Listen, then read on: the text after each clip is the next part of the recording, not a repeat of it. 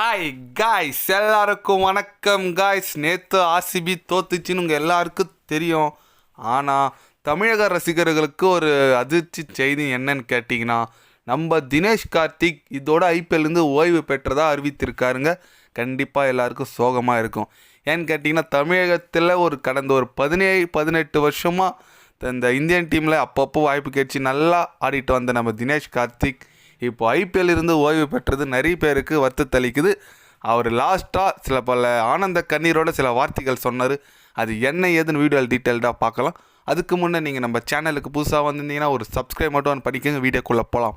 அவர் என்ன சொல்லியிருக்காருன்னா, எல்லாருக்கும் தேங்க்ஸ். நான் இந்த அளவுக்கு இத்தனை வருஷம் நான் ஆடி இருக்கிறது ரொம்ப மகிழ்ச்சி அளிக்குது. அதுவும் நம்ம ஐபிஎல்லில் ஒரு பெரிய தொடரில் ஆடுறதே எனக்கு ரொம்ப பெருமை தான் இருக்குது.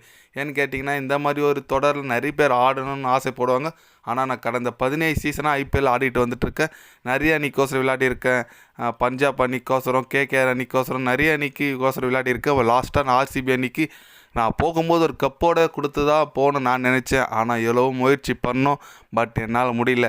கண்டிப்பாக எனக்கு வருத்தமாக தான் இருக்குது. நாங்கள் இந்த வாட்டி கப் அடிக்காதது. என்ன பண்ணுறது, விடுங்க. நான் அடுத்து மெகா ஆக்ஷன் வருது. கண்டிப்பாக நல்ல ஒரு பிளேயிங் லெவன் நம்ம ஆர்சிபி செட் பண்ணி அடுத்த வருஷம் கப் அடிப்பாங்க. ஆனால் நான் இத்துடன் என்னோடய ஓய்வை அறிவித்துக்கிறேன். இதுக்கு மேலே நான் ஐபிஎல் விளையாட மாட்டேன்னு சொல்லிட்டு ஒரு கண்ணீர் மழங்க ஆனந்த கண்ணீரோடு சொல்லிட்டு போயிருக்காரு நம்ம தினேஷ் கார்த்திக். ஏன்னு கேட்டிங்கன்னா, இந்த சீசனில் ஒரு ஆர்சிபி அணிக்கோசரம் விளையாடிட்டு வந்திருந்தாருங்க. இது வரைக்கும் நல்லா பண்ணார். இன்னும் கூட அவர் நல்ல ஃபார்மில் தான் இருக்கார். பேட்டிங்லாம் சூப்பராக இருக்கார். அவர் அந்த திரும்பி அடிக்கிற ஷாட்லாம் பார்த்துருப்பீங்க. ஏபி டிவிலியர்ஸ் மாரி அடிப்பார், மேக்ஸ்வெல் திரும்பி அடிப்பார். அந்த மாதிரிலாம் சூப்பராக ஆடுறாரு. நல்லா ஆடிட்டு இந்த பிளேயர் தான்.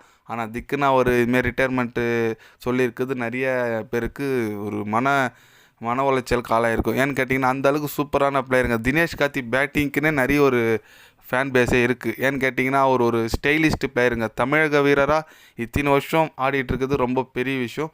அது மட்டும் இல்லாமல் நல்ல ஃபினிஷராக இருந்தார். பட் அவர் போகிறன்னு நினைக்கும் போது ஒரு வருத்தத்தை அளிக்குது. ஏன்னு கேட்டிங்கன்னா, அவர் நிறைய இந்த கமெண்ட்ரியில் இதில் போயிட்டாருங்க. ஒரு 3-4 வருஷமாக நிறைய இந்த இங்கிலீஷ் கமெண்ட்ரி அது இதுன்னு நல்லா போயிட்டு இருந்தார். ஆனால் அப்படி இருக்கும்போது இந்த வருஷத்தில் அது 3 வருஷம் ஐபிஎல் வேர்ல்டு கப்பெல்லாம் செலக்ட் ஆகி நல்லா பண்ணார்.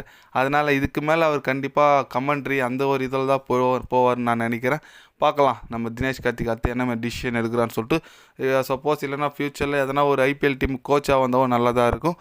எத்தனை பேர்லாம் நம்ம தினேஷ் கார்த்திக் இப்போது ஐபிஎல் இது மேலே விளையாட மாட்டார் நீ நினைக்கிறீங்க, விளையாடாது உங்களுக்கு சோகமாக இருக்குன்னு நினைக்கிறீங்கன்னு சொல்லிட்டு ஒரு கமெண்ட் பண்ணிட்டு போங்க. தினேஷ் கார்த்திகில் உங்களுக்கு பிடிச்ச நாக்கு எது? இந்தியன் டீமில் சரி ஐபிஎல்லும் சரி எந்த நாக்கு ஆடி இருக்குது உங்களுக்கு பிடிச்சிருக்குன்னு சொல்லிட்டு கமெண்ட் பண்ணிட்டு போங்க. இது போன்ற ஸ்போர்ட்ஸ் நியூஸை தெரிஞ்சுக்கணுன்னா சேனலை சப்ஸ்கிரைப் லைக் ஒன்று பண்ணிக்கோங்க. கண்டிப்பாக கிரிக்கெட் பற்றி முக்கியமாக ஐபிஎல் பற்றி டே பை டே சேனலில் அப்டேட் வரும். மறக்காமல் சப்ஸ்கிரைப் மட்டும் கொஞ்சம் பண்ணி வச்சுக்கோங்க. நன்றி, வணக்கம்.